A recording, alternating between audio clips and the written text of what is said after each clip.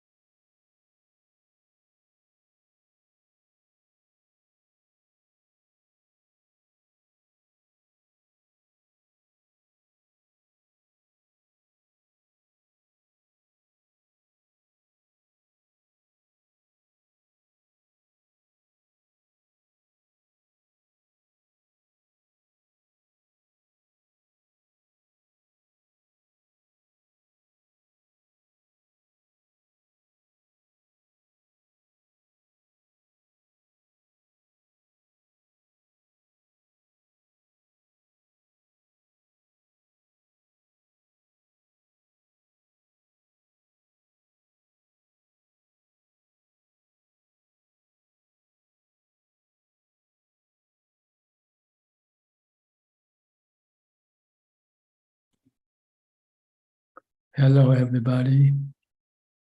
Welcome to another Dhamma meeting where we will discuss the Buddhist practices of charity, morality, and meditation. Everyone who's interested is welcome to join.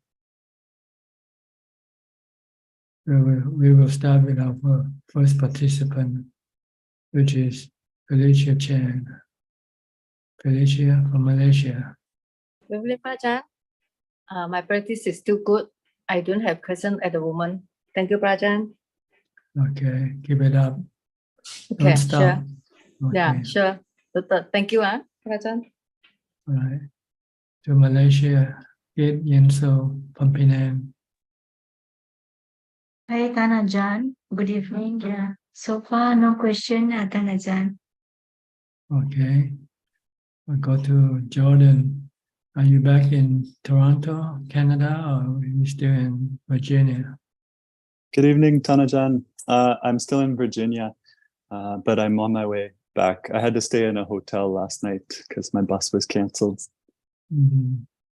At the temple, at the monastery, do you have any electricity? Yes, there's an electric. There's a light and a heater in each of the kutis. A lot of the main buildings are heated with wood, though.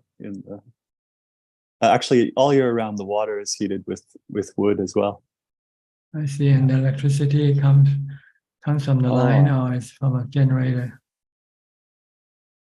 I'm sorry, I can't see you, but the electricity. There are solar panels on the kutis. I see. I don't know if there's any connection to the main kind of grid. I see. No. Okay, just wonder, because it's quite far away from the communities, and it's in the forest. It is. It's very quiet. People have to come a long way to visit. So that's a good thing, I think. And there's no power lines going toward the monastery, I presume. No, I don't think so. Mm-hmm. So it must be self-generated in the monastery, whether by solar panel or something else. Yes, solar panel and just there might be, I don't know if there's any electricity generated from the wood heat as well, but But you have lights at night. You don't have to do anything. Just turn on the switch and you got it. That's right. You just have to turn on the switch, and I think, yeah, there's hot water as well. So for showers, which is, it's probably important because it gets pretty cold there in the winter. I see. Each individual kutis have a bathroom? No, there's one main sort of bathhouse, and then there's another smaller one on another part of the property. There are a couple of outhouses as well, because it's the kutis are spread out throughout the forest. It's a very large forest there. Mm-hmm. Yeah, that's good. You get the seclusion you're looking for. Exactly. I remember you gave me a few things to look out for in a monastery. You said a place that it's quiet, where there isn't a lot of traffic, a lot of people coming in and out all the time, and some place with a good teacher. Mhm. So I think it has those, all three of those. You find you stay productive. I did. I felt like Mm. it was all I think I understand how to practice for for the stage that I'm at. So I think I just need a place where I can get down to the work. And I found it was a good place to practice. Yes. Good. Besides the morning meal that you gather for, is there an afternoon refreshment gathering also? There's a gathering every day at 8 p.m. and Ajaan Dick and the monks and lay people all get together in the sala, in a small room in the sala, and there's a pana offering that's prepared with some nuts and chocolate, just a little bit, and sometimes the lay people get to have some of that, but not much in the way of afternoon pana. In the afternoon, you also have one in the afternoon. No, sorry, it's just the 8 p.m. one. That's before chanting, and you have chanting. That's or right. reading. Yes, after the pana. Well, during the pana, it's also a question and answer time, and sometimes people talk about different news that they heard, and after that, there's chanting, and there's a chanting book for Forest Dhamma Monastery, and that goes on for maybe half an hour, and then we meditate for about 40 minutes, and that goes so that all of that goes until around 10 p.m. and then people can go and practice on their own or go to bed. You find that meeting helpful to your practice? Well, I'm just sort of getting comfortable with everyone there, and with with the teacher. So I was a little nervous to ask a lot of questions, but I got to meet with Ajaan one-on-one a couple times, and that was better for me. It was easier for me to ask questions then. But I think the monks really appreciate those meetings because they get to hear Ajaan answer other people's questions, and sometimes they say it helps them too. How many monks were there when you were there? When you were there? I recounted. There are actually 6 monks and the Mechi. And no other male lay follower? There are three guys who have been there for, well, 2 of them are candidates. I guess they're set to ordain in the springtime, and then there's one layman there who's been there for 2 years, and he's not planning to ordain, as far as I know. So there's four male lay practitioners. Well, 3 who are there long term, and 2 temporarily. You and the other guy. No, sorry. There's the 3 that have been there for a long time. Two of them are going to ordain in the spring, and then I was just there for 2 weeks, and a couple people came and went while I was there. So people come and stay for short periods of time. One fellow showed up who's going to stay for a month, and he was just at Wat Metta before then. Do you have any food giver that comes in the morning and just come for the giving of the food? there are some regular lay supporters who show up at different times and bring a lot of food, and some who just come randomly, and I guess they receive dana, donations, money, and the long-term lay supporter there, he goes out and brings groceries back, and we cook. The lay people cook in the kitchen there and then offer it to the monks. So you mainly rely on the food cooked in the monastery for your food. Yes. Mm. They have the same, they make a pretty similar meal every day, apparently. It's good, healthy food.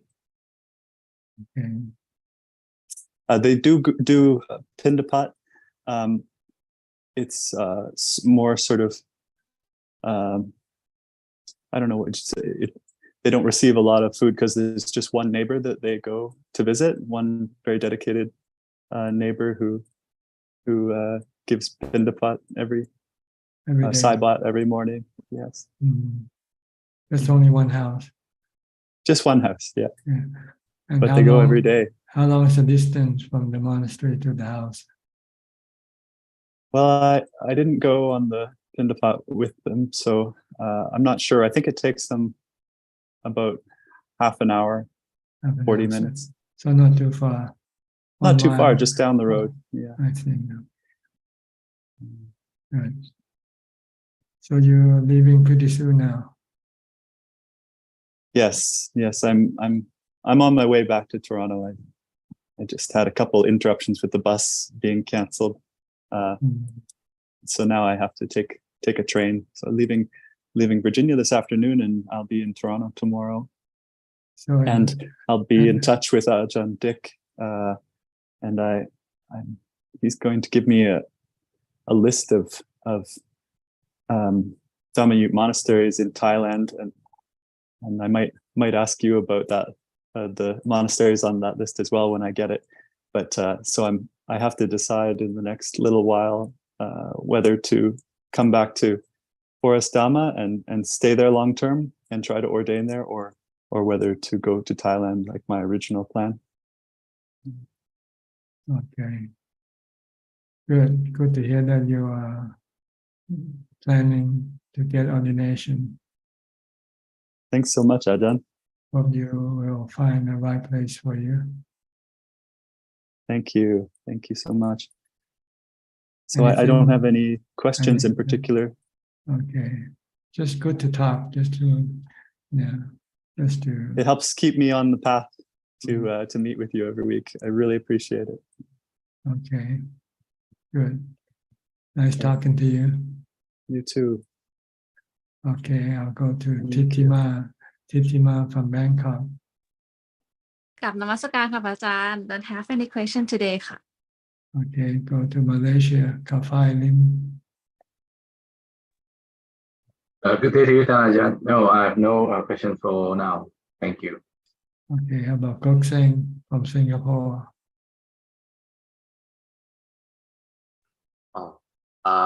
Good evening, Rajan. Just to update you, I just returned from a short meditation retreat at Palilai Temple. I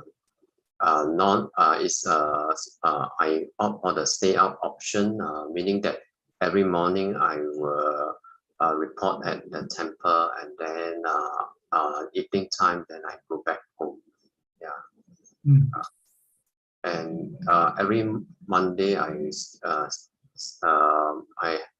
now I think it's part of my routine now to give dana for the bhikkhus of Palilai when they go on pindapat at the marketplace there. Yeah, just to update Ajaan. Good, keep it up, keep your practice. The more the better, okay? Thank you, Ajaan. All right. Go to California, Stalin, on West Coast, USA. How are you? Can you hear me? You have to unmute your microphone first. Okay. Can you hear me, Ajaan? Can you hear me? Yes, perfectly. Okay. No, I just want to add a few words about Ajaan Shilarathana's monastery. I have been there. It's on top of a hill. It's a very nice monastery. I was there for a couple of days talking to him, and he always give a chance. In fact, he gave me 3 hours of his time talking Dhamma with him. So I just wanted to add that. It's right on Good. top of the hill. And Sheila, I have some questions to ask. Go ahead. Hello, Ajaan. I just wanted to know now, when we recognize anicca, the impermanence, right there we see the anatta also, right? Because impermanence itself shows that the emptiness there, no, when it dies, when it begins and dies away, then there you see that there is no one there, right? So the anatta is seen right there, right? We should see dukkha also. If you see one, you Yes. should see the other two. Right. Because if you hold on to it, then it is dukkha, right? Dukkha. If you don't, then you don't get dukkha. Right. Because you know something that is anicca is anatta, because something you cannot control. Yeah. Yes. So you can do either see one of whichever one you want to see. You can look at anicca, or you can look at dukkha, or you can look at anatta, and they all linked together. Together, yes. So so whatever that comes through the through the senses, Yes, are all anicca. right. But if you only hold on to it, that the tanha grows, right? I have noticed when I let go, the tanha gets reduced, and then when you're mindful all the time, that tanha that you had for whatever particular thing gets automatically, you just lose interest on that, and then whenever you come in contact with it also, you don't get disturbed by it. So is it correct to first let go and then know that you reduce the tanha by that? Yes, because you know they are all dukkha. If you have anything to do with them, they will bite you sooner or later. Right. Because they can be snatched from you anytime, Right. anywhere. Right. And that happens, then you will get sadness or dukkha, losing something you like. Right. So you have to be constantly mindful of this nature of things, so that you don't get sucked in by your attachment or your cravings, your tanha. So the peacefulness that we have is because we meditate every day, right? Because also from knowing that if you hang on to the self that we believe, that we think only, right? The self that we think is there because we see this body, because we believe in that now. So when we let go of that, we live in the present moment only, then there is the peacefulness of not having to always react because you think you are, right? The thinking you are is our ego, right? This ego that makes you react to defend yourself, right? Yes, because truly there is no self. There's just a knower, not a self. A knower just merely know. Right. So you go back to your original position, which is just merely know, rather than reacting to what you see or hear. Right. Just merely see, merely hear. Yeah. because I remember you saying to someone there in the forum, make sure the peacefulness that you feel and the calmness that you feel is true, whether so I was wondering whether it is because I'm meditating every day and my mind stays calm and peaceful because of that reason, or because I know that there is no one here and there is it's always our self, the thought that begins with me there is when the thought comes, each time we contact the world, when the thought begins. You So need both. You need meditation to keep your mind calm and happy, and you need the knowledge to remind you that there's nothing, there's no self, there's nothing in this world. Everything are just natural phenomena. They come and go of themselves by themselves. We cannot cling to them or keep them with us forever. So we just have to let them come and go as they like. as it arises, you just let it, you just watch it and let it go. Yeah. Don't rely on them for happiness. That's the whole thing. People people who's not knowledgeable in the Buddha's teaching don't see that everything in this world are dukkha. They think everything in this world as being source of their happiness. Right, right. So they go after them. And instead of getting only happiness, they end up getting suffering with the happiness they get also. Yeah. Thank you very much. Thank you very much, Ajaan. So just stay calm with meditations to keep yourself happy. And then every time you have any tanha or craving for anything, you just remind yourself that they are all anicca, dukkha, anatta. Ajaan, can I speak? Sure, go ahead. Actually, this capital I, which you know, it is nothing but a what do you call it's nothing but a mind-made thing. Can be very nicely observed when you are at a high level of samadhi. When nama rupa disappears,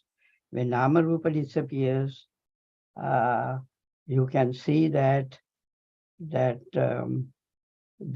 chitta, which is only present at that time in different forms, maybe as a lustrous or luminous chitta, that you can see the knowing there, rather, quote unquote, I can observe the knowing without capital I being there.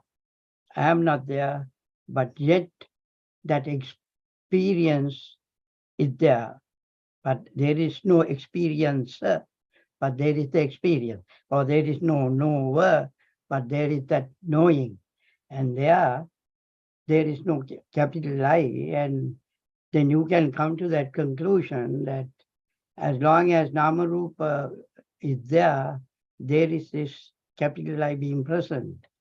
And when the Nama Rupa has disappeared, together with it, when the Vinyan also has disappeared, there you see that there is nothing but other than the Chitta, but in a different form. Maybe it's not a pure Chitta, but still the Avijja Chitta. And that is the only thing that remains, although the Nama Rupa disappears. Yes, all that left is the mind that is knowing itself, knowing that everything else are just all gone. And also it gives you the definite, there is no doubt for you there, because you can see that if the Chitta can remain without the Nama Rupa to whatever period of time, then obviously rebirth is a possibility, because Chitta can remain there without the Nama Rupa, take up position in another Nama Rupa, because Once you come back from that samadhi, or rather when the samadhi slowly disappears, then the chitta comes back to your normal self. So therefore that idea of it, that rebirth is not a possibility, no longer acts on you. That rebirth is a definite thing that can happen.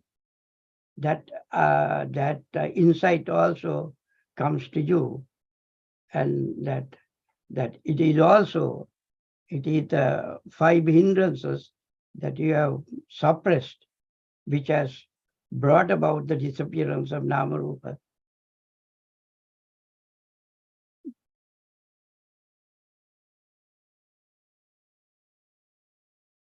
Your voice is not coming. Are you speaking or are you just waiting for me to reply?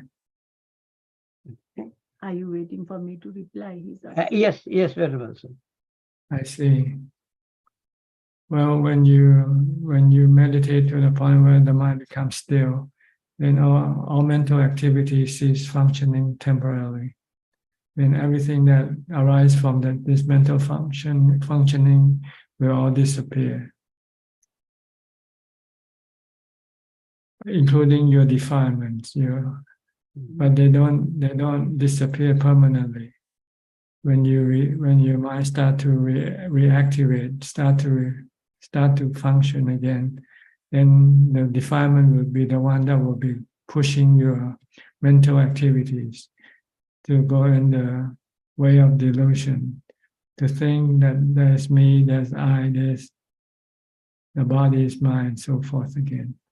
And this is why you will have to use vipassana, or the truth, to counter this delusion, right? That there's no self in the body.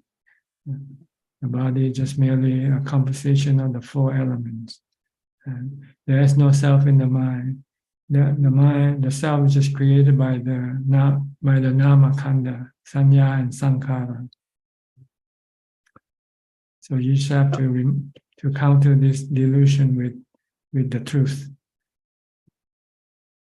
Then also you can look at the body as a bunch of phenomena that are occurring all the time.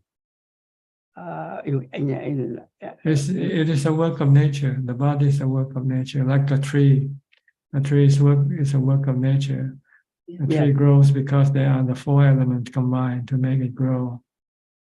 So is the body. Without the 4 elements, the body cannot exist, cannot grow, cannot come into existence. And are the 4 elements really verbs than nouns? In other words, is it when you say patavi, solidity, not solid, are the verbs that have been affected solidity, liquidity, heat, and so forth. So aren't those phenomena rather than, in other words, aren't they verbs rather than nouns? These are all phenomena. They are both. They are noun and they are also verb, because they interact with each other to form the different parts of the body. From the 32 parts, the hair, the skin, the teeth, and so forth, by the combination of, which you can call this as a chemical reaction. And chemical combination, hydrogen, oxygen, nitrogen combine and then create all the different parts of the body. And also you can look at the body during contemplation as formed by various phenomena that is occurring, like the cardiovascular system, the respiratory system, the urinary tract, and so forth, that all these things are acting doing specific functions, although they are specific, but they are yet interrelated, because if one function disappears, then the rest of the functions come to an end. So you see that it is nothing but multiple processes that are occurring, which we try to put it as a capital I, a solid thing, but changing all the time. Yeah, it's just like, the interaction of these four elements and that form all these systems in the body, digestive system, circulatory systems, and so forth. But they are all the work of the four elements. And we constantly have to feed the body with the four elements to keep it going. We have to keep breathing to bring in the wind element. We have to drink water, liquid, to keep the body going. We have to take in the solid element, the earth element, by eating food. And we have to maintain a certain amount of temperature to keep the body warm. So this is all work of the four elements. So there is, and we have to look at the body as a system of four elements. There's no self, no body. The mind just happen to come into connect with the body, and then can tell the body what to do. That's all that the mind can do, is to be able to tell the body to stand up, to walk, to do things. But the mind cannot control the system of the body. When one day when the system starts to fail, the mind cannot stop this system from failing. When you look at it medically also, you can see the dependency of the body, the dependency on different various systems. And there also you can see the dependent origination as a result of it, because it's a determined state, it continues to change. You just want to look at the body as anicca is changing from birth to aging, sickness, and death. And it's anatta, no self in this body. Who use the body is not the body. You are the mind, which is another form of element called knowing element. No definite entity, changing all the time. Yeah. So you want to teach the mind, the knowing element, to have the right knowledge of the body, and the body is not the mind, and the body just is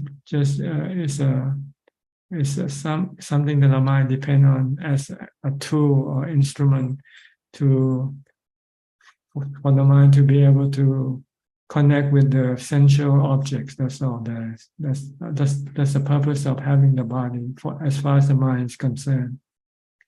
The mind needs the body because the body has the five sensual organs: the eyes, ears, nose, tongue, and body, which can then access the five sensual objects, the forms, the sound, smell, taste, and object, which the mind crave for. See, so that's what the mind wants from the body. It's just the five sensual objects. Yeah, because the Vedana, Sanya, Sankara, and Vijnana are conditions of the Chitta. So therefore, they are subject to the Anicca, whereas the Chitta is not, because it is not born, not determined, therefore it is permanent. It's just one of the permanent elements, like the water element, the fire element, the wind element, and the earth element, and the space element. These things, they are not changed, they are not formed or destroyed. They're just there. But they can combine with other elements to form people, human being, animals, and so forth.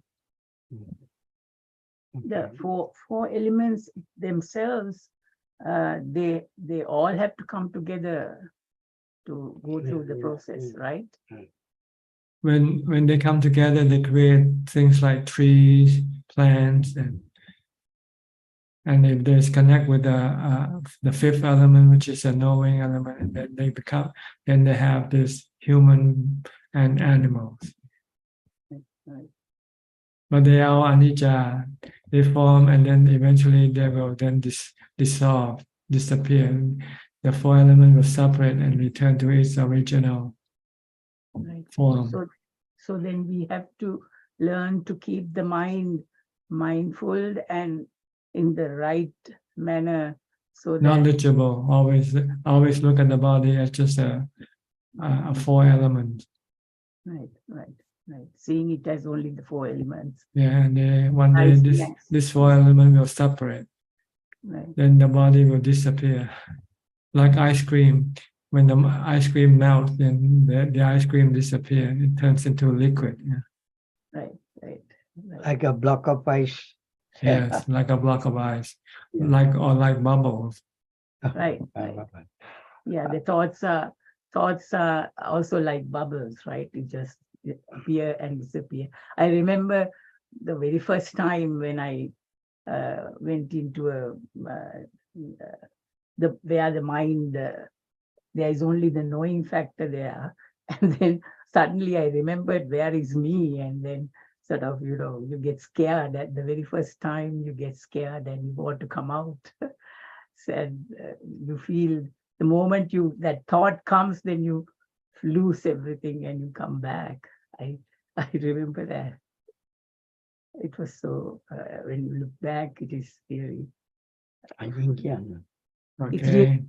really So Okay. you got your answer for today. Yes, Yeah. please. Thank you Thank very you, much. Ajaan. Okay, nice for you to come in. Good to see you again. Okay, Yes. thank you. Hope you keep coming in. Give us Yeah, more. Ajaan. Things have changed. California, weather-wise, it's very hot here. We never got a temperature of 90 during October, but it is. That's the now. heat element. So you're living with the heat element, and you cannot control the heat element. Sometimes it's intense, sometimes it's not. You just have to learn to live with it. Ubeka. But I don't think, Ajaan, that you experienced 90 degrees in California in October at this time. I don't No, think so. I didn't remember having such. It's only during the summer months, August, July, August, and September. That's when it gets very hot in Fresno, California. Yeah. It goes up to 100 degrees, I think. I remember. Yeah, at that time. Yeah. But now, even now, it is around 98 and so forth. It should be 50 or below, or 50 in Southern California by now. Exactly. We are planning to go to Abegiri in Northern California. Apaikiri, Ajaan. Ajaan Amaru is coming there. Okay. Ajaan Amaru, who is the abbot of Amaravati in London. He's coming there. He's coming there. So we thought we'll go and sit there and meditate a little bit and come. Good. Okay. All right. Enjoy your trip. All right. Thank you very much, Ajaan. Okay. Go to Colorado now. Must be cold or hot in Colorado. Julia. Hello, Ajaan. It's a mixture of hot and cold, always changing. Thank you. I'm just listening and learning, but so happy for the people that are going to ordain and going to non-residential retreats and going to Ajaan Amara at Abhayagiri. It makes me happy to hear about these things and to have access to the teacher here online where we can ask the questions and learn. Okay, good. You keep coming in. It will inspire and energize your mind to keep on practicing. Okay. Yeah. Okay, good. Be well. I'll go to Alvin now from Malaysia. Good evening, Ajaan. I'm just listening in. Thanks. But no question. Thank you. Go to Dubai, Apalachita.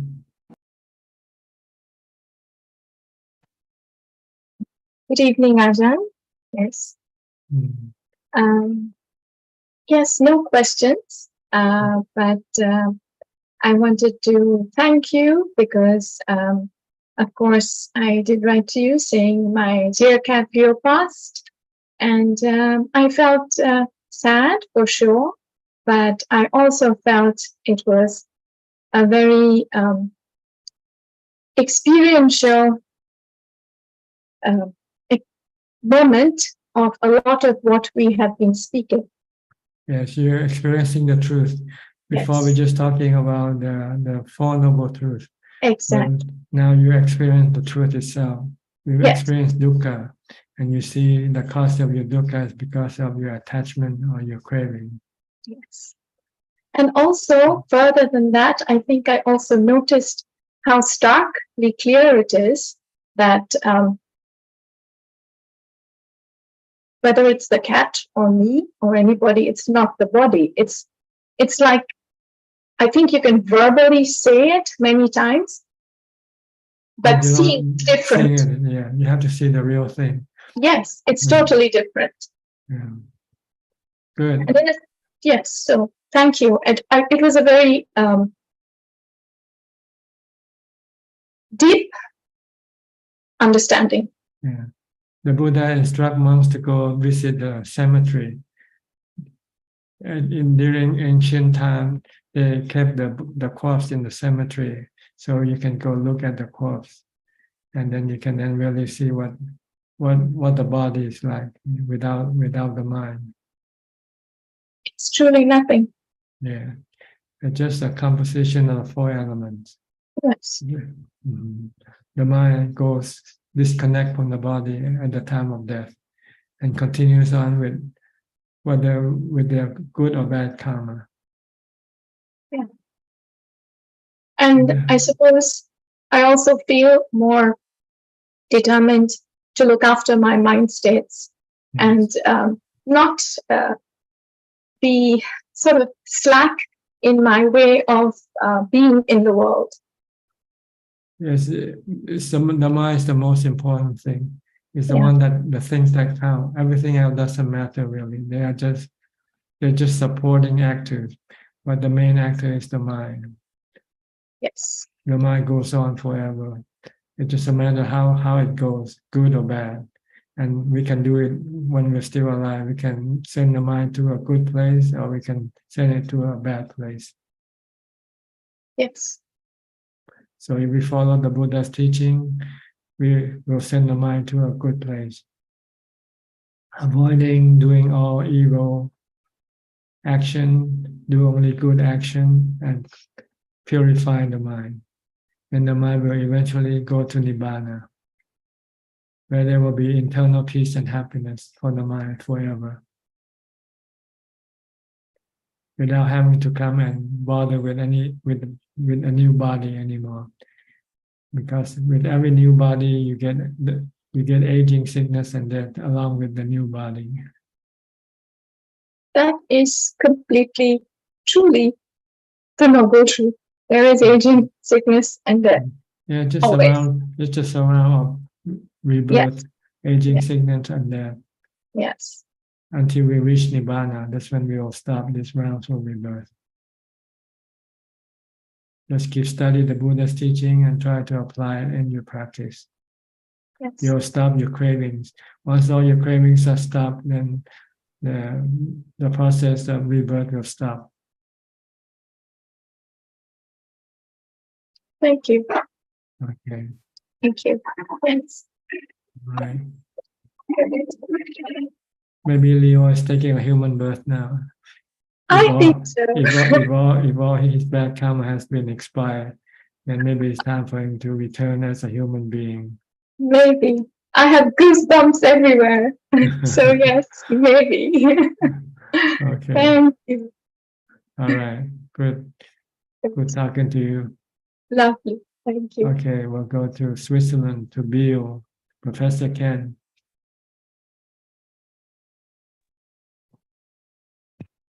Afternoon, Ajaan. Any questions tonight? Yes. Speak a bit louder though. Your sound is a little bit soft. Yeah. Okay, is that better? Yeah, yes, much better. Okay. Yeah, Ajaan, I have a question. It was something that somebody asked me actually that I wanted to pass on to you. This person has studied a lot of Dhamma, the books by the meditation masters, like the biography of Ajahn Mun, the Patipada and so on. And he also has started a meditation practice, Samatha Bhavana. And he told me he's not sure how to begin the contemplation of the body. So if Ajaan could give some advice regarding the first steps in that direction. Well, meditation is divided into two levels. The meditation for calm and meditation for insight or wisdom. Before you can go to the second level, you first have to master the first level first, which is the meditation for calm. You should concentrate on stopping your mind from thinking in order to bring it to full calm, entering into the jhana. Because without the jhana, the mind will not be strong enough to stomach the truth of the wisdom of the vipassana that we will have to study. And study corpses, study the 32 parts of the body, study the death of the body, and accept this truth. So for beginners, it's not important to worry about vipassana yet. But they can do that on the spare time if they like. But they should concentrate most of the time on stopping the mind from thinking, using the practice of mindfulness, either using a mantra or watching the activities of the body as you go on your daily routine, your daily life. You want to keep the mind in check. You don't want to let the mind run loose, thinking about anything it wants to think. You have to force it to stop thinking and just focus on a mantra or focus on the body's activity.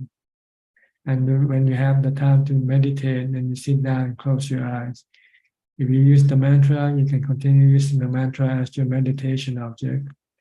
Or if you use the body as your object of mindfulness, when you sit, then you switch from the body to the breath, which the breath is part of the body.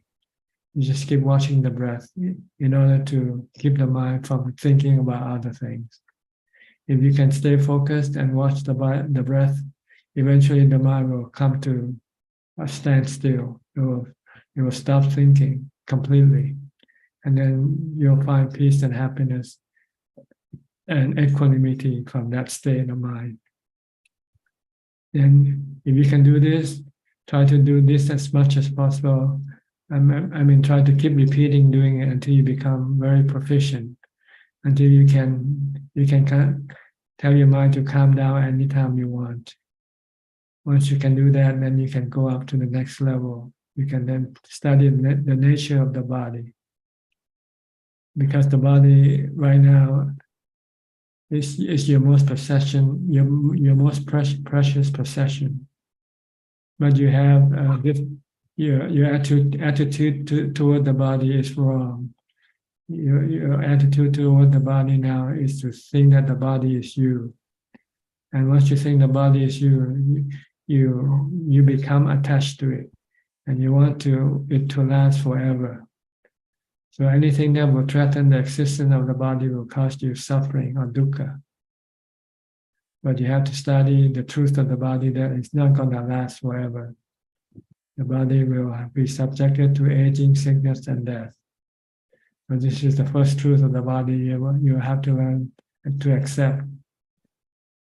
And that the body is not you. You're just the mind who come in to connect with the body. So you want to protect the mind from suffering, from stress. You have to learn to accept the truth of the body. By constantly reminding yourself of the mind that the body is temporary, anicca, impermanent. It's going to get old every day.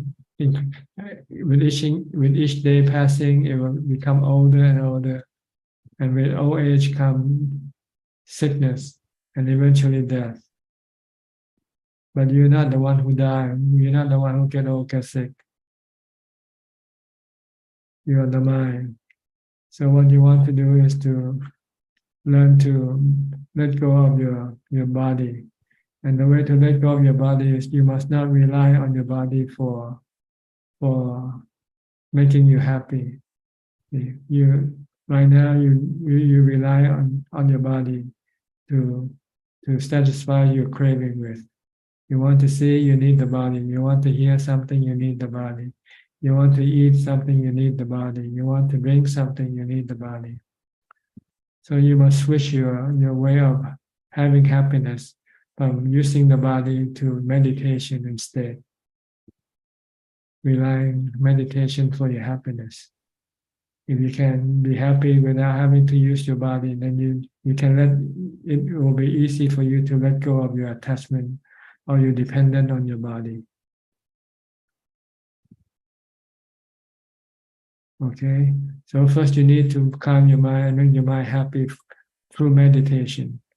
Once you can be happy with meditation, then you can teach your mind to ditch the body, to give up the body. Because one day you're going to have to give it up. And if you're not ready to ditch it, when you have to give it up, you will suffer. You will have stress. You will have depression. You will have anxiety, worry, and so forth. But if you don't have to rely on your body, then you can just easily give it up because you can be happy without the body because you know how to make your mind happy from meditation, from mindfulness, from stilling your mind. So first you have to learn to still your mind, to make your mind. First you have to know how to make your mind happy without having to rely on the body. Once you can do that, then you have to study the nature of the body to see that you cannot rely on the body forever. The body will have to eventually die. And if you still rely on the body, when you have to lose the body, it will be immensely sad for you, or tormenting, or stressful. But if you don't rely on your body anymore, then it wouldn't matter. It wouldn't bother your mind at all when you have to lose your body one day. So it's up to him. He can think just the simple basic truth that body is aging, sickness, has to go through aging, sickness, and death. And try to somehow convince the mind to accept this truth on the intellectual level first, maybe. And then maybe eventually accept on the experiential level when you could actually come to experience the aging, sickness, and death of the body.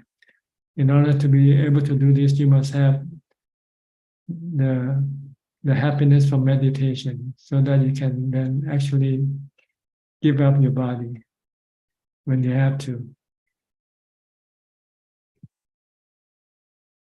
Does this okay to you? Sound to you okay to explain to him? That's very clear to Ajaan. I will pass that on, and also the link to the recording later. Yeah, the Buddha teach people, Buddhists, that we should contemplate on aging, sickness, and death every day. At least we should not forget the truth of this body, that it's going to get old, get sick, and die. And it's just merely a formation of the four elements. You are not the body, you're just a mind who's connected to the body. You're the user of the body, but you have to stop using the body because one day you're going to have to lose the body. So try to switch your source of happiness from the body to the mind, to the meditation, to mindfulness. Okay. That's why we have to practice mindfulness and meditation. So we have an alternative source of happiness. Once we can be happy with meditation, then we don't need to use the body to take us to go to a movie or go to listen to music or to drink or eat something.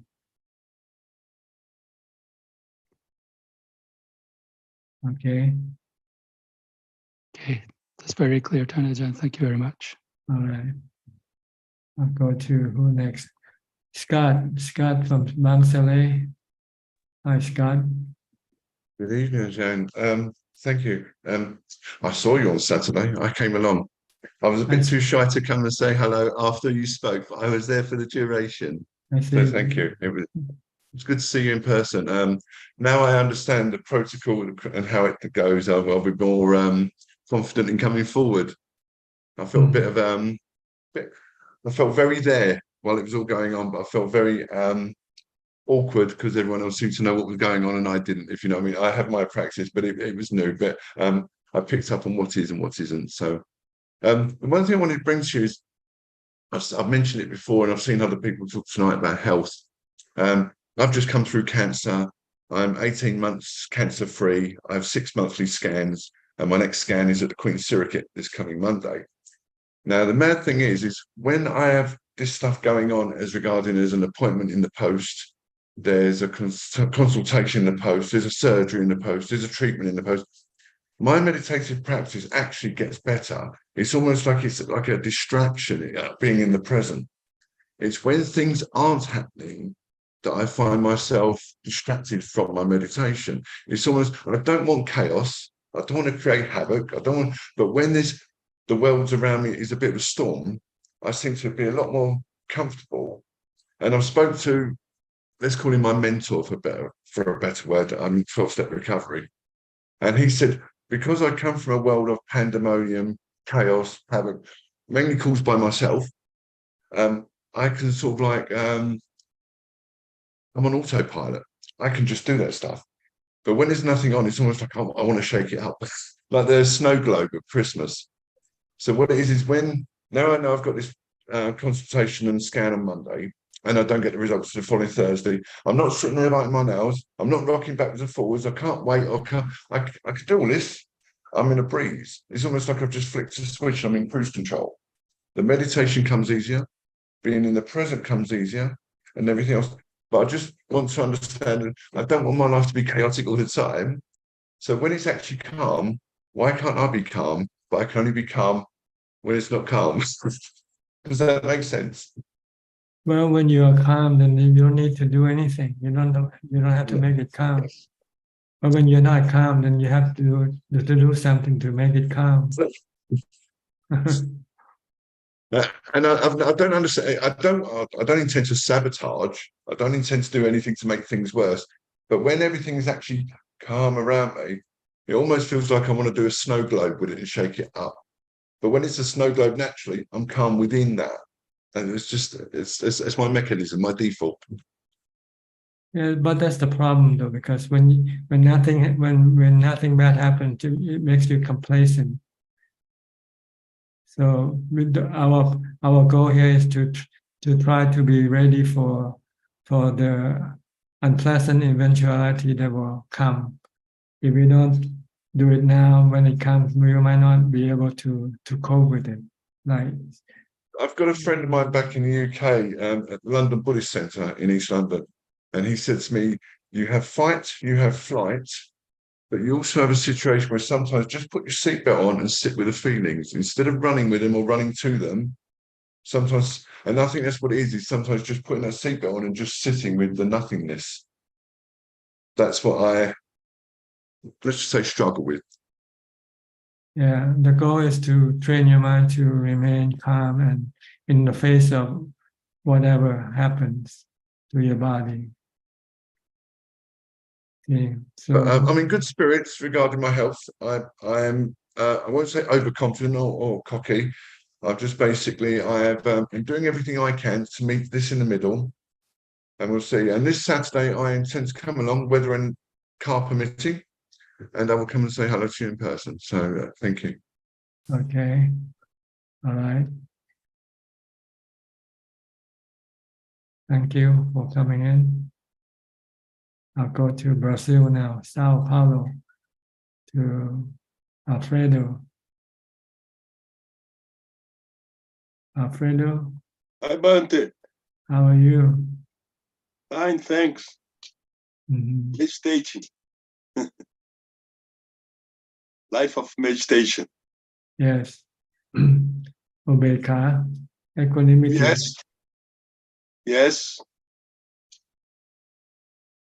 Ubeka means no love, no hate, no fear, no delusion, Yes. no emotion. if you have upekkha, you would have no emotion. You don't get angry.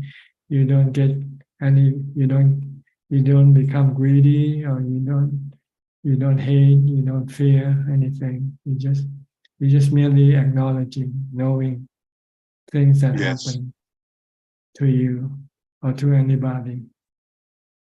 Yes. That's the best position for the mind to be in, because in that position, the mind will be peaceful and happy, regardless of whatever happens to the body or to anything. This is where we want to stand on upekkha.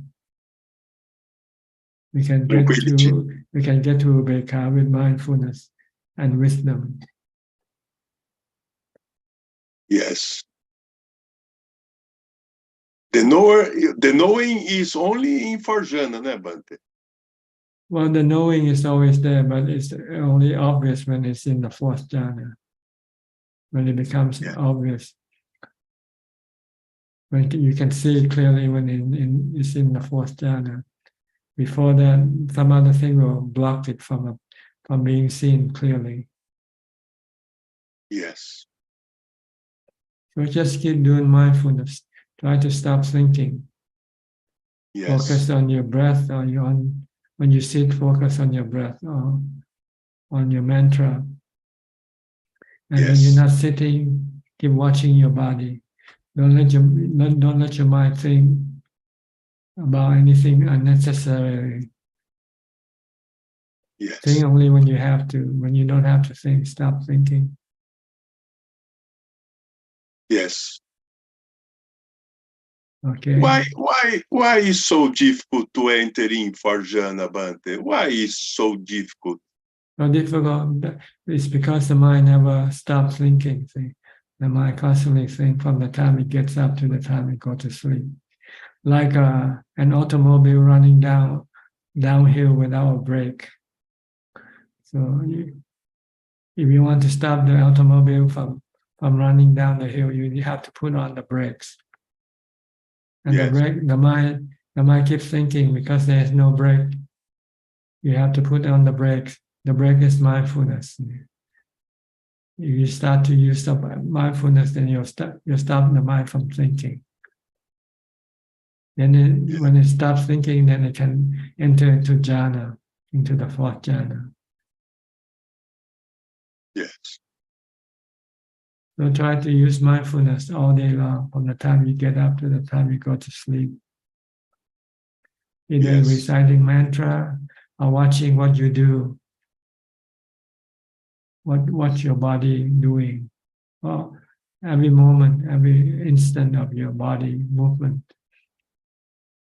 Don't let your mind go away somewhere else. Yes. Okay. Okay, but next week I will do a surgery. Do a what? Cirurgia. See, what is that? Meditation? No, doctor. Doctor. Hospital. Hospital. Okay. Cirurgia. Okay. Hernia. Hernia. Okay. Hernia. Yes. You can have an operation. Yes. Operation. Surgery. Yes. Okay. Okay, wish you well. Hope you recover from your illness.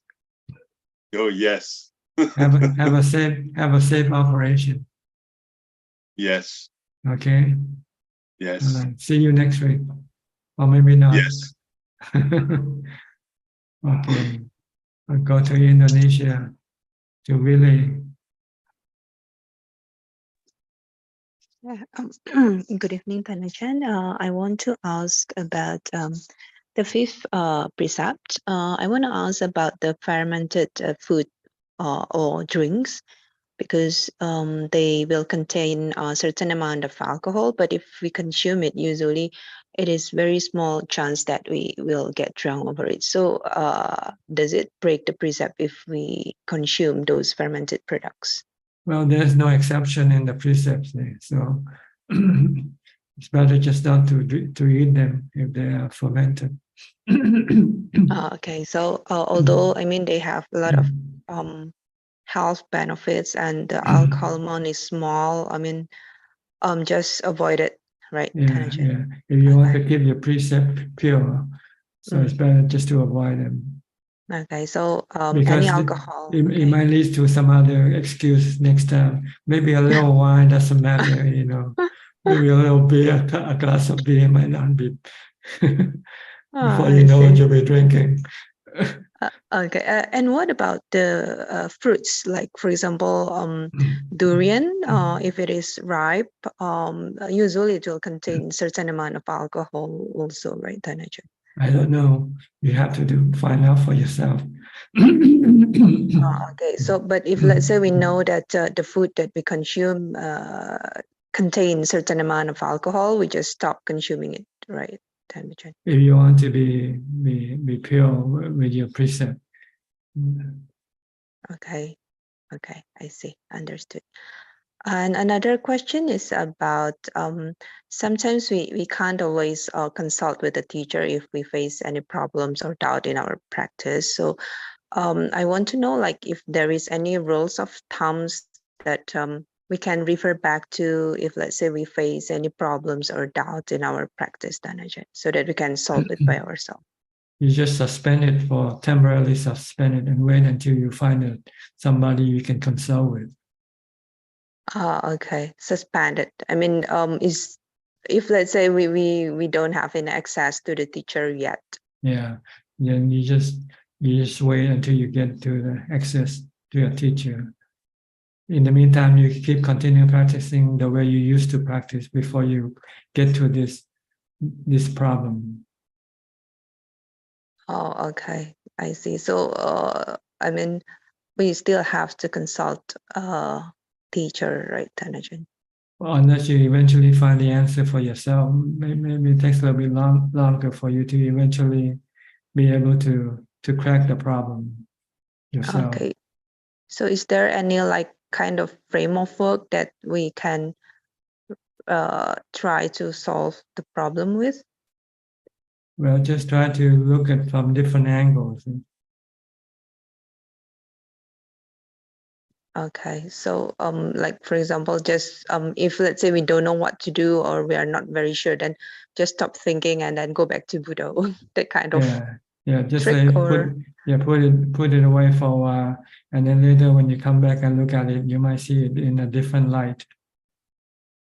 okay. So I mean, we can always rely on the mindfulness itself. Is that right, Tanajan? Mindfulness and your ability to think rationally. The wisdom part is difficult usually. Yeah, Okay. but eventually, if you try, the Buddha had to try. He couldn't find any teacher to tell him how to get rid of his dukkha when he's not in meditation. Eventually, he discovered the cause of his dukkha was his craving. So you just have to try like the Buddha. The Buddha looked for teacher for answer, and no teacher could give him the answer. So he eventually had to find the answer himself. Oh, okay. So yeah, just keep trying. If let's say we don't have any access to a teacher yet. You can access the teaching of the Buddha. Just use the three characteristics, the Four Noble Truths. The answer in there, just a matter how you. These are the tools to solve your question, your problem. It's a matter how you know how to use the tool or not. That's all. I see. But I mean that's the key things to refer back to. That's right. That's the tool that will solve all your mental problem. The three characteristics: anicca, dukkha, anatta, and dukkha, samudaya, magga, nirodha, and magga. These are the tools the Buddha used to solve all his mental problem. Okay, understood, Tanajan. And what about if let's say we have to take any decisions or action? If you're not sure, then don't take any decision. Okay. Just remain in the status quo.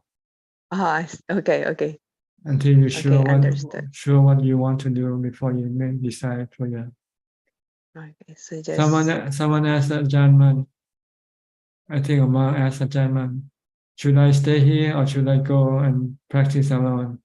Ajaan said, if you stay here, it's better than going away, then you should stay here. But if you go away, it's better than for you to stay here, then you should go away. If going away or staying here is the same, then you can either stay or go. Okay. Okay. Okay, then Ajahn. Just Okay, think, try to think simple. Sometimes Yeah. we think too complicated. Yes. Just think simple. Think of the consequence of your action. What's going to happen when Yeah. you do this or you don't do this? That's all you have to think about. Okay. And if we are not sure, then just stay Just put. don't do it. Yeah, just stay Okay. put. For time being. Okay. Yeah. I see. Okay. Okay. Thank you very much, Tanajan. Okay. That's all. Yeah. Thank you. Go to Philip from Malaysia. Philip? Good evening, Ajahn. I mean, this session always, it always answers my question even before I ask.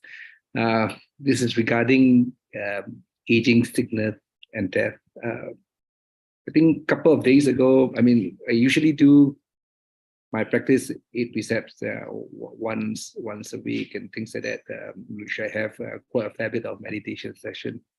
I think during maybe one of the sittings after I had a few sittings before that, while I was getting calm, concentrating on the breath and things like that, there's certain rush of thoughts that started coming out. I know I shouldn't have been thinking, but it kept on repeating itself: aging, sickness, and death, aging, sickness, and death. And it couldn't. I mean, I couldn't maybe fight it away. I just let it flow. Aging, sickness, and death. It lasted for the whole sitting session. That it almost became like a mantra. Aging, sickness, and death. Aging, sickness, and death. Perhaps maybe prior to that week while I was practicing, maybe I was contemplating on aging, sickness, and death. Perhaps that was maybe the trigger that could have actually brought up that repetitive mantra or a thought that came up during meditation. So in that instance, if that comes up, should I just try my best to just ignore it, go back to the point of meditation, or is that a contemplation that that one can continue to do? Well, it depends on the result or the effect on your mind. When it keeps your mind calm and peaceful, then why not? It's just another form of mantra. Okay. Because I mean, at that point, I mean, I was neither agitated nor happy, nor sad, nor it's just okay. That's what you want, is it? Yeah, yes. Okay. Then you can use it. It's just another form of mantra. Okay. No frightened or anything. I mean, it's just Calm your mind. Calm your mind. Just calm your mind. Just knowing. Good. Good. You have found your own mantra. We all have our different mantra, personal mantra that we can use for our practice. So this is maybe something that suitable for you. But if you find that even though if you want it hasn't yet reached jhana, you might want to stop and switch to watching your breath. If you feel that that's how far it can go, in as far as giving your mind peace and happiness, but not yet totally calm, then you might want to try using the breath. Because I think the breath is usually the main vehicle that will take you into jhana. The others are just more like a supportive vehicle. They might try to calm your mind first before you can watch your breath effectively. clear your mind from thoughts that you're still stuck with. If you use this mantra, you might stop all these thoughts from disturbing your concentration. And you might then be able to use the watching of the breath as your next move. It usually happens. I mean, if I were to do a few sitting sessions, and as I told you before, the senses starts to withdraw and gets cut off from the world. I have actually experienced before that when I've gone into a bit of a longer term meditation, that after coming out from meditation, I can't even drive. I can't even drive. I mean, I can't even engage the motor sessions. Those things I can't remember for a while. Yeah, I mean, the best I can describe to you, Ajaan, is it's like an athlete, maybe doing shooting an arrow. Everything just blanks off, and then he sees into a single point of everything just shut off, the noise, everything like that. Yes, this when you become absorbed. That's what we call jhana. Absorb into something, one thing. So you want to be eventually to be absorbed into nothingness, to emptiness, when everything else disappears from your mind. If your mantra cannot help you get there, and you might want to try using your breath. After you feel your mind is calm enough to watch your breath, just keep watching your breath at the tip of your nose. So continue doing it, Ajaan. Okay. Thank you, Ajaan. Okay, we'll go to Piralia from Indonesia. Good evening, Ajaan. I have no question today. I just keep practicing at home, but I know as a lay person, it's a bit hard to practice at home. But yeah, I try to. Yes, occasionally if you can go to a monastery, we should do that also. Because it will help boost your practice. Okay. If you stay in a more quiet surrounding, it will make your practice easier and better. Okay. Okay. Okay. All right. Yeah, thank Great. you. Gary from Singapore.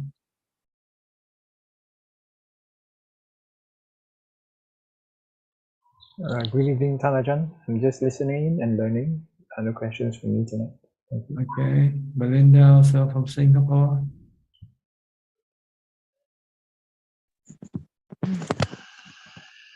Ajaan, I'm able, like this moment now, I'm just putting attention back to the breath as well as listening. That's Okay, all. good. Thank you. Stay calm, stay peaceful. All right, we'll go to Vancouver, Canada. Check and Sri.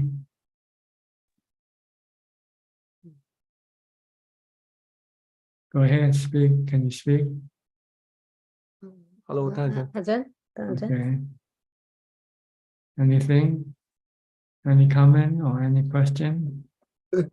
I like Ajaan Man's very logical way of solving problems. Yeah, simple, isn't it? But it's very profound. Yeah, it can be used to solve any problem. Everything. But the problem is you don't know which is better. That's the problem. That's what I was thinking. What if I don't know? Then you must be dumb. Then you cannot decide for yourself what to do. Then you must be told by your teacher, by someone who's smarter than you are.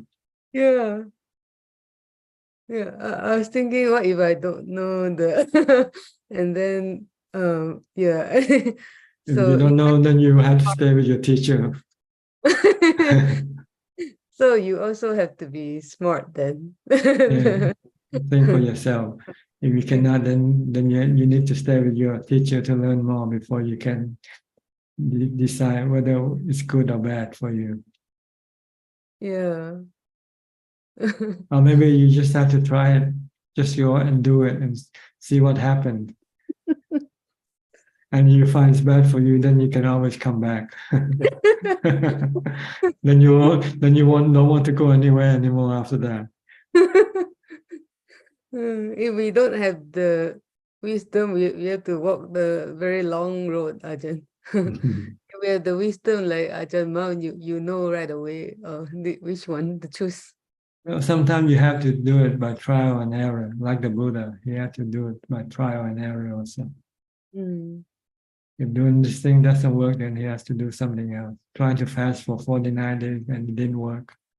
So he has to change and instead sit and meditating and without getting up. Yeah.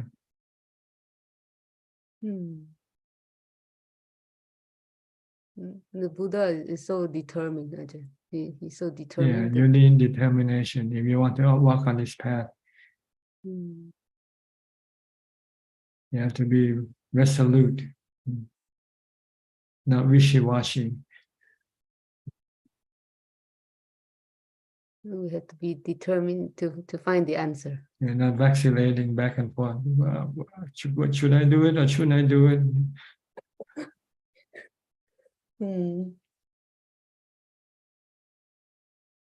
Determined, resolution, resolve. Yeah. That's how it will get you wherever you want to go with determination. Without determination, you probably will end up staying where you are.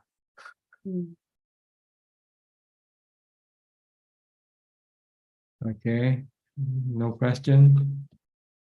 Tata Ajahn, when we meditate, we focus on breath, but at the same time, like sometimes the thoughts are coming out. So use a mantra like Philip, use aging, sickness, and death, aging, sickness, and death, or something, or chanting. Yeah. To compete with your thoughts. See? Then after a while, maybe your thought will then diminish, and your mind seem to be calm enough to watch your breath. Then you stop chanting, or stop reciting, and then keep watching your breath. Or you can do both at the same time, if you like, at first, and eventually stop reciting and just watching the breath alone. Try. There are different methods you have to try. Different combination. It depends on your state of mind also. Sometimes your mind is calm enough to watch your breath, and you don't need to do any chanting or reciting. But sometimes your mind is quite busy with your thoughts, and you want to watch your breath, then you need to do some chanting or some reciting to calm your thought, to slow your thought. Okay. And Tata Ajahn, can the mind at the same time focus on the breath and know the thought? Can the mind do that? Like, or just Yeah, you can recite. You can recite Bhutto, Bhutto, and watch the breath at the same time.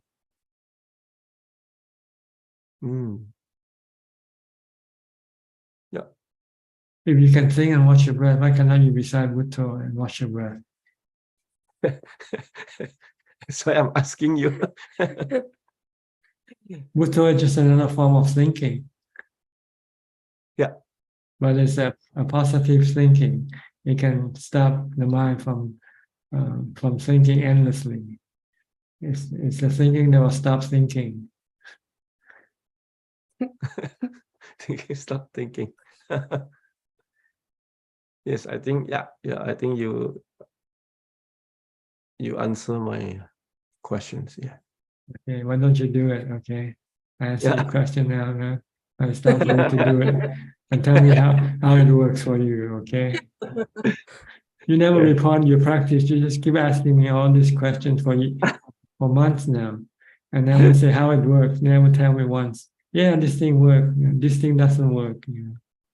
It's probably mean you never apply what I taught you or told you what to do. The next time you ask me more questions.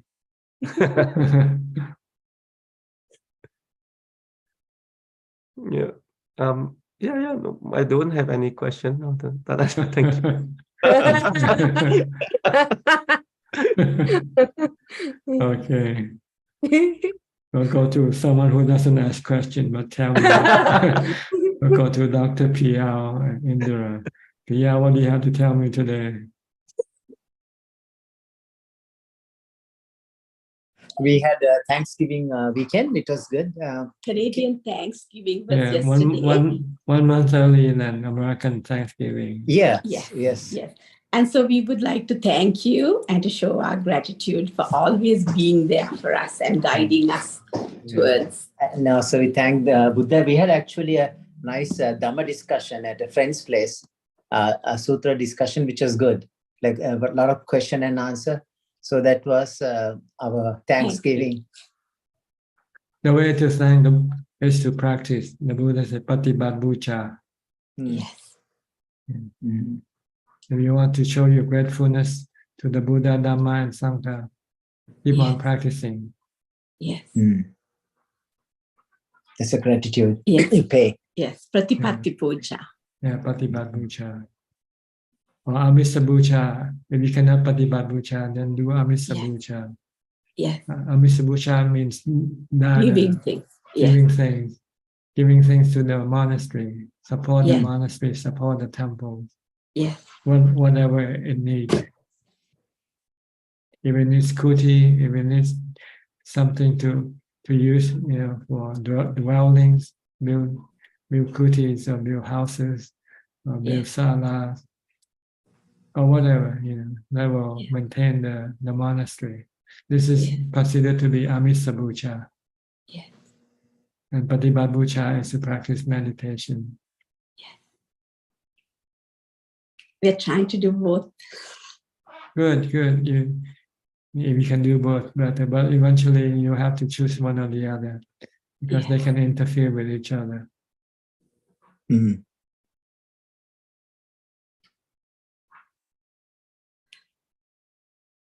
Anything?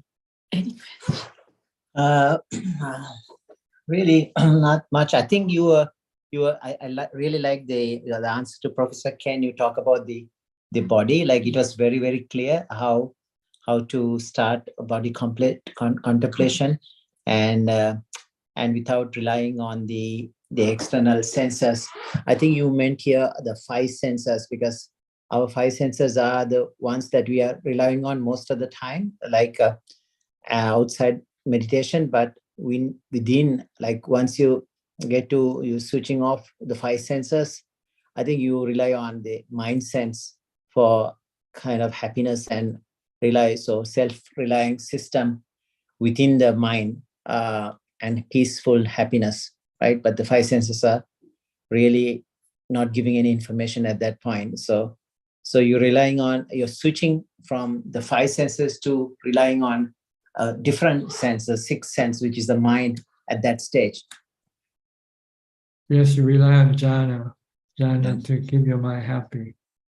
And this, you don't need the body. You need mindfulness to keep the mind into jhana. Once you can do this, look at those who have jhana. They tend to be They tend to be meditators. They don't go to socialize with people or things anymore. Yeah. So seclusion, I think they rejoice on seclusion. That's right. Because they know that is the best food for the mind, and it nourishes the mind, and really all others are junk safe for the mind also. Doesn't cause the mind any suffering. And it's free. Yeah, but it takes a lot of hard work to get there. Hard work. Nothing comes easy. Yes, hard work. Once you know it, and it's there, right? I mean, it's not a very complicated process, I guess. Once you know how to do it, then you can do it all the time. Like swimming. Once you learn how to swim, you can swim all the time. And within it's working. Once it works, like it's a matter of the technique at the beginning is tough to. I mean, you have to do a little bit of tweaks here and there, the experiments. What works for you? I mean, the basic technique, you have to stick to the basic technique of the Buddha, but or breath meditation, maybe there's some steps, but after a while you can modify a bit, like you can experiment and see what works for you the best. And then, so, I mean, everyone's different, I guess. Indy is different from me. So we can never see eye to eye on that, but that's okay. As long as it works for you, I think that's okay.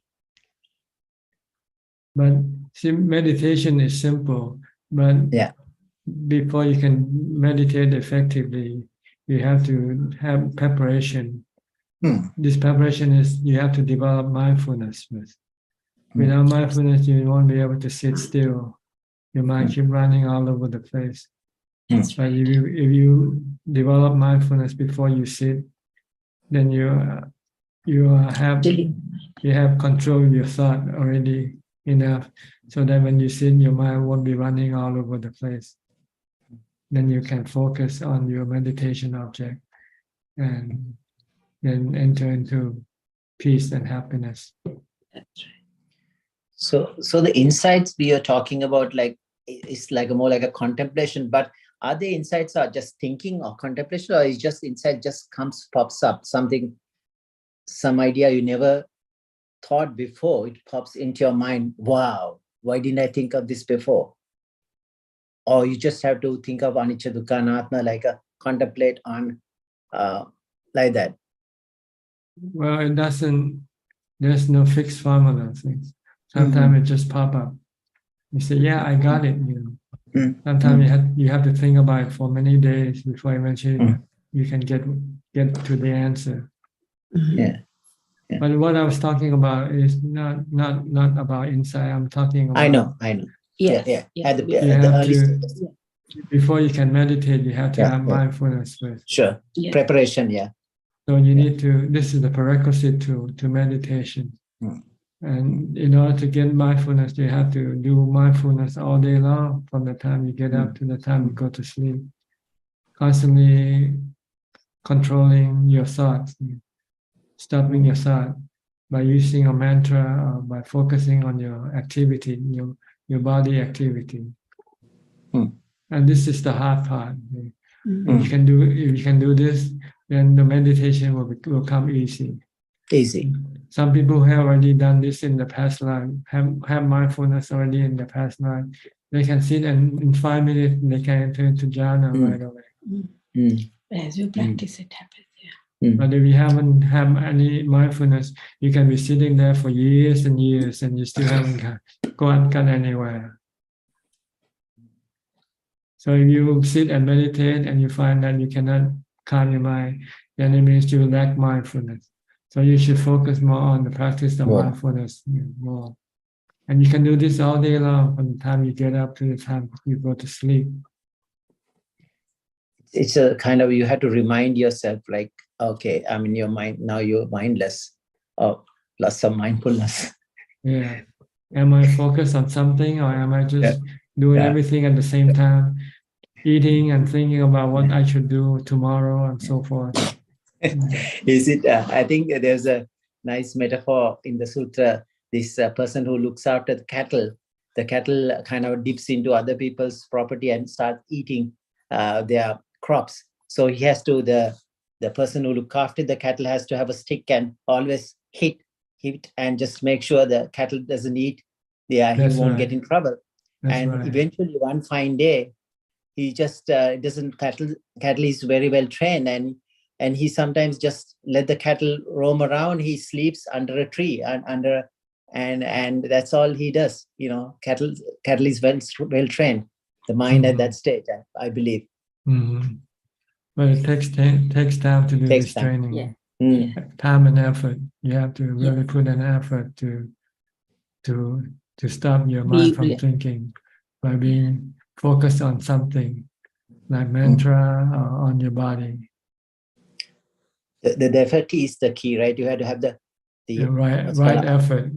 Like to keep the effort constant. Sometimes we have the effort, suddenly we go away with the effort. Like sometimes we started, but it's to keep a constant effort. I think it's important. It's not easy, but can be done. Especially you have to do it when you don't have to do any work. Because if you're working, you have to use your thought. You can stop using your thought. So you need to have no work like live like a monk, then that will be more productive. Easier, Yeah. conducive. Yeah. So we can use work as much as you can as a preparatory. Be mindful with my patients, with my wife, with my computer. Okay. Don't get into trouble. Thank you, Bante. Thank you All so right. much, Ajaan. You're welcome. Teruan Sarnai. Okay. I'll go to Bangkok now. To be Ravin. Yes, Ravin, but it's fine, Ajaan. There are many ways to read my name. Yes, I was really glad to see you the last weekend. I haven't really had much chance to leave Bangkok as I'm quite busy with work. But I really liked this session so far. I was listening to how people tend to overcomplicate their lives, just with thinking what to do, being indecisive, So I was because they want to have the cake and eat it too, You cannot. You have to take one or the other. If you want to keep the cake, then you cannot eat it. If you want to eat it, then you will lose the cake.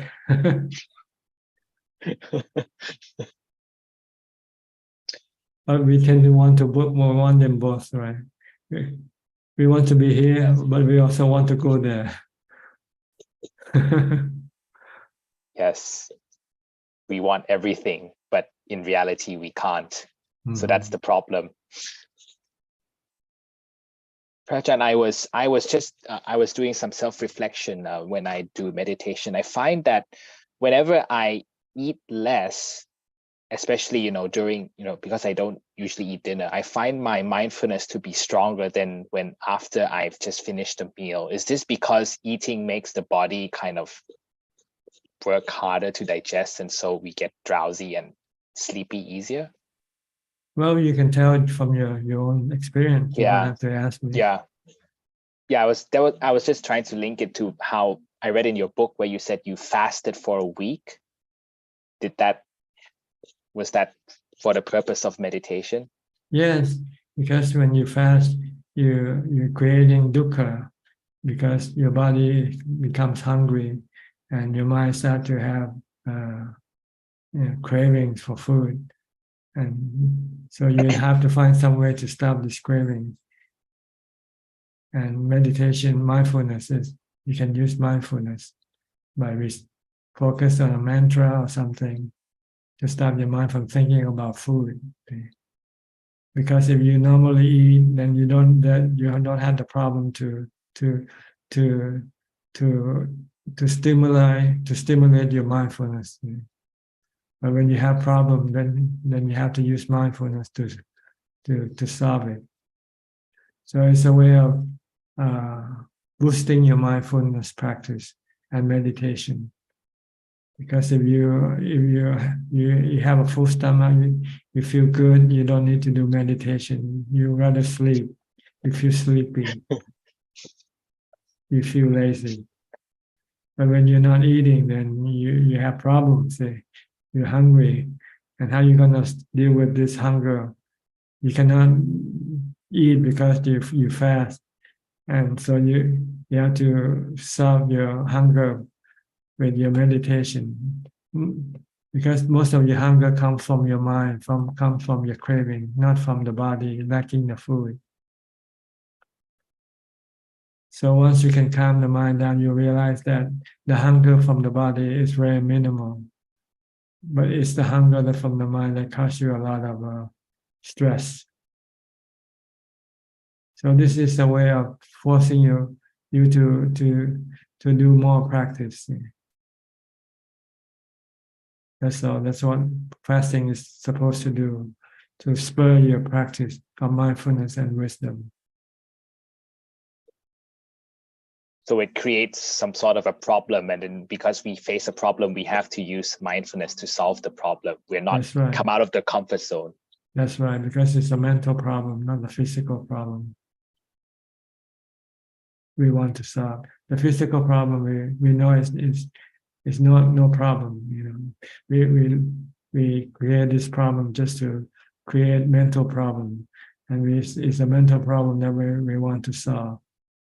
Stop the craving by either using mindfulness or wisdom.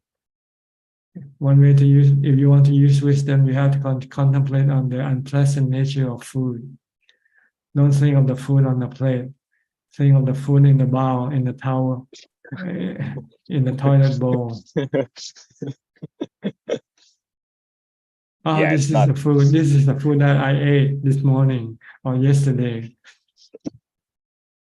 If you can see the foul, the unpleasant nature of food, the unpleasant side of food, then your hunger will disappear right away.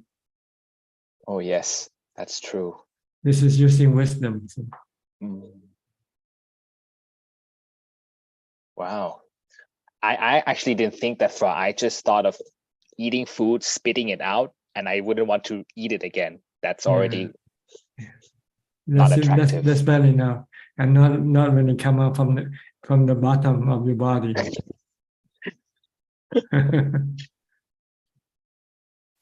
So it's the unattractive nature of what unpleasant side of food. The food has both sides. Everything has both sides, good and bad, right?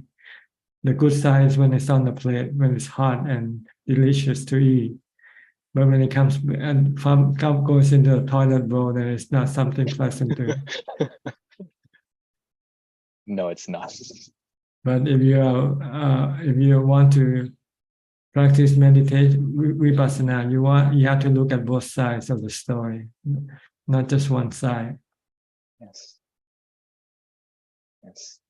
It's like both sides now. I have to listen to that song again. Yeah, there's up and down, right? Good and Yes. bad. We only tend to look at the good things, so we become attached to them. But we never look at the bad side. If we can see the bad side, then we don't want to have anything to do with it. Yes.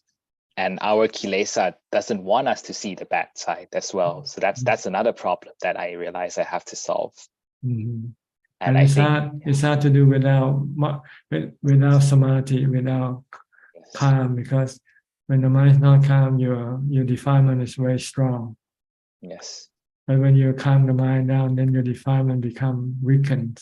So it doesn't present an obstruction to your contemplation.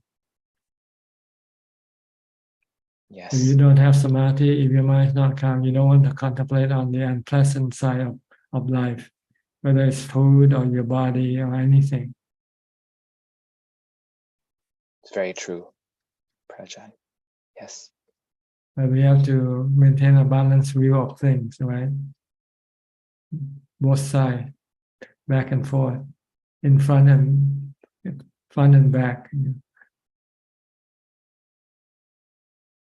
Yes, Prajaan. I will keep that in mind whenever I look at certain things. Yeah, just for a few days, then you forget. Then you go back to your habit of looking at the good side only. I have to meditate more. You have to do it you have to keep doing it until it becomes a habit. Because your habit right now is to look only at the good side. You don't want to look at the bad side. Even death, you don't want to think about it, right? Do you think about death every day? The Buddha asked Ananda, how many times you think of death? Ananda said 3 or 4 times a day. The Buddha said, that's not enough. You're still deluded. In order for you not to be deluded, you have to think of it every breath, in and out breath. When I breathe in, when I don't breathe out, I die. When I breathe out and when I don't breathe in, I die. You have to think like this. Death should be always at the tip of your nose. So that's where the mindfulness of breath becomes useful. We can see that if it stops, then we die. Yes, this is just, but not the mindfulness of breath. That's just using it as a reminder of death. But when you do mindfulness of breath, you want to calm your mind, to stop your mind from thinking. then you don't want to think anything when you watch your breath. Just keep watching. So you can be confused with vipassana and samatha practice.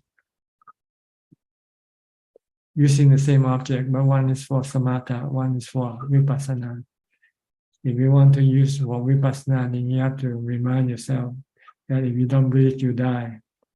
But when you want to use it for samatha, you just watch the breath without thinking about dying or not dying, because you want to stop thinking.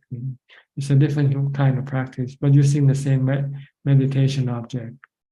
So you have to distinguish, know the difference, and know what you're doing. Okay? Yes. Or else you might not get what you want. You want to calm your mind. You keep thinking about dying, and the mind never comes into calm, and maybe you become more restless because you're afraid of death. So only after coming out of samatha samadhi, then we contemplate, when the mindfulness is at a more strength. That also, but ideally you want to remember it all the time, not just only after you come out of meditation. Death will always accompany your mind all the time. Part of your thinking, it's going to be part of your whatever you think. You always think of death. Yeah. Not like people who think, "Oh, I'm going to build an empire," and forget that he's going to die. But as soon as you think of building an empire, you say you're going to die. So you say, "What's the point? Why do I have to go? Why do I want to go through all this effort, all for nothing? Because eventually I'm going to die anyway." If you have death as part of your thoughts, then you don't want to do anything. Only want to go to Nibbana. You don't want to do anything else. Yes, just meditate. You want to let go of everything, not building anything, not attaching yourself to anything, not accumulating anything. You want to give up everything. Because anything that you have will cause you dukkha. Because we will lose it sooner or later. Mm-hmm. And that means it doesn't belong to us. So that's the three characteristics of existence in a nutshell. Mm-hmm. Yes, Prajan, thank you so much for your teachings. I will apply that to my daily life. Okay, good. Then you might become a monk soon. Hopefully, one day. Not one day, soon. If you can contemplate on death every day, if that is part of your composition, your mental composition, then death will tell you what to do, and it will tell you to give up everything. Because everything that you have doesn't mean anything when you die. Yes, indeed. Okay. Yes, Prajan. Thank you so much. Go to Ryan. Ryan from Singapore. Good evening, Ajaan. Got a question from a recent retreat I attended with Kok Sing. Essentially, one of the questions was, why did the Buddha put in the definition of right concentration the 4 jhanas? Because I find it to be so extremely hard to achieve. So essentially, I try to develop the Noble Eightfold Path, but actually I'm only just doing 7 because jhana it feels to me so far out of my reach. So why not put something easier? Like, I know in the Thai forest, the Kruba Ajahns use like Kanika Samadhi, Upachara, and Appana Samadhi. So why isn't that part of the formula for right concentration? And instead, the Buddha put something like 1st, 2nd, 3rd, 4th jhana, which to me, I don't think I've ever achieved before. The jhana and the kanika and appana samadhi, they are the same things. When you're talking about kanika, appana samadhi, you're talking about jhana. The fourth jhana, really. Oh, okay. I think I must have misunderstood. I thought that only Appana Samadhi is the first jhana. No, it's the fourth jhana. Kanika, appana are fourth jhana. The difference is in duration. If it's a brief duration, it's called kanika samadhi. If it's a longer duration, it's called appana samadhi. Oh, then what about Upachara Samadhi? Upachara is another type of samadhi. After you enter into fourth jhana, you don't remain in there. You slip out and go into the spiritual realm and experience supernatural power or psychic power. Now you'll be able to contact with the spiritual beings, retrace your past life. This is the Upachara Samadhi, which is not good for meditation, not good for enlightenment. You want Appana Samadhi. Appana Samadhi will give you the strength to defeat your defilement, not Upachara Samadhi. Oh, that's. But unfortunately, for most meditators, no, they don't go. They cannot access Upachara Samadhi. Only a very special few that can access Upachara Samadhi. Maybe 5% of meditators will have this ability to access the Upachara Samadhi. But they are not useful for your enlightenment. They can only be useful after your enlightenment.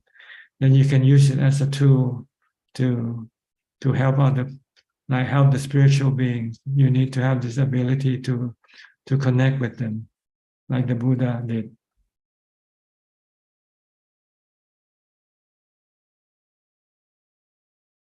So we try not to go into Upachara Samadhi, even if we have the ability to.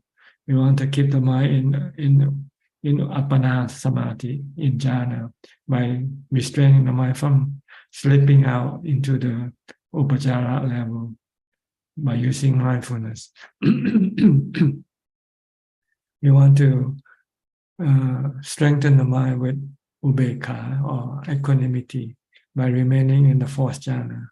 The longer you remain there, the stronger the mind will become. And you need this strength to defeat your defilement when you come out from samadhi and use wisdom to stop your cravings, your defilement. If your mind is weak, you cannot stop the cravings, even if your wisdom tells you to do so.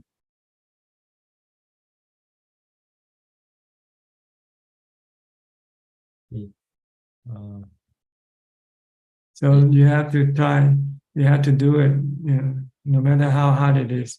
You have to practice mindfulness and get into jhana. I think it's a lack of time of doing, not anything else. To do jhana, to get into jhana, you have to practice mindfulness all day long. And that's the problem with most people, most meditators. They don't have enough time to practice all day long, to practice mindfulness all day long. They just want to sit and meditate and get into jhana right away, which can never happen if you don't have enough mindfulness. In order for you to have enough mindfulness to get into jhana, you have to practice mindfulness all day long. You have to be able to stop your thinking all day long first before you can go and sit and meditate for jhana. So that's what makes it difficult for lay people. If you want to practice mindfulness, you have to become a monk. Then you won't have anything else to do but just practice mindfulness from the time you get up to the time you go to sleep.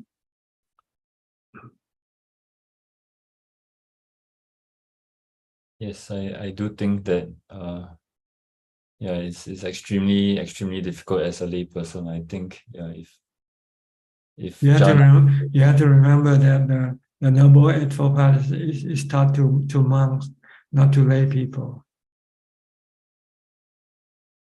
Oh, Not taught to the 5 ascetics. They are monks. I see. The foundation of mindfulness is also taught to monks, not lay people. See, to lay people usually talk about dana, sila, and pavana. Usually center more on dana and sila first, and pavana maybe just half an hour of sitting in meditation as a starter. That's all. But to really access the real samadhi, you need to be practicing full time, not just casual meditator. You have to be serious meditator.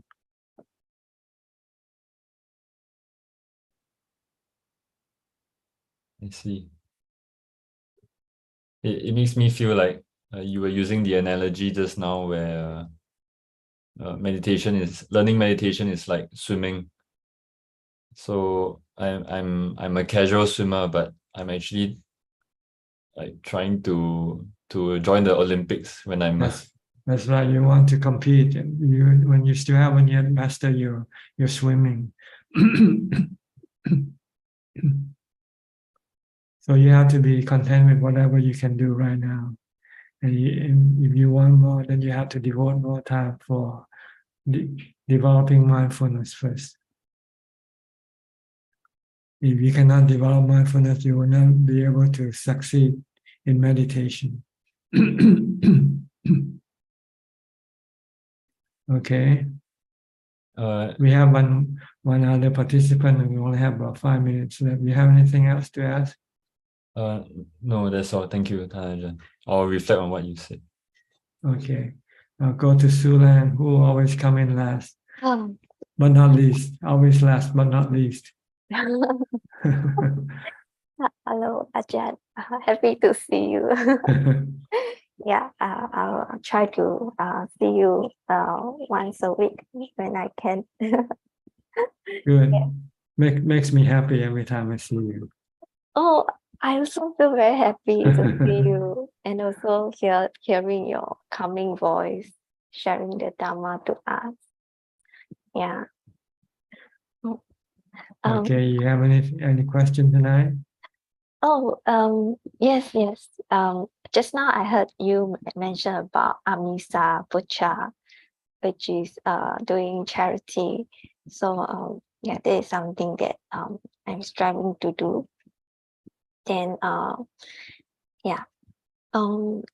I just want to ask, like, how much charity do we need to do as a laity? The more the better.